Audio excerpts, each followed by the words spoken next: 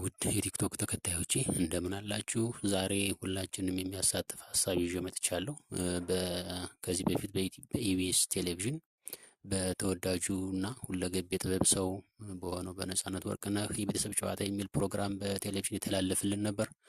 በአሁኑ ወቅት የሱ ሕይወት ከማለፉ ጋር ተያይዞ ፕሮግራሙ እየተላለፈ አይደለም እና ሰው አሳይን እንዲደረግ ሀሳብ ሰጥቷል የኢቢኤስ ባለቤቶች።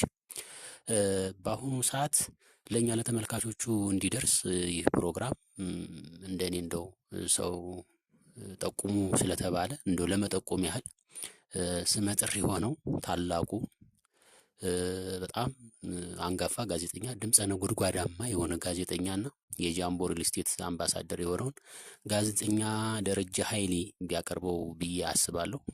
ማለት ጋዜጠኛ ደረጀ ኃይሌ ከዚህ በፊት በኢትዮጵያ ቴሌቪዥን የጠቅላላ እውቀት ጥያቄና መልስ አዘጋጅና አቅራቢ ነበር።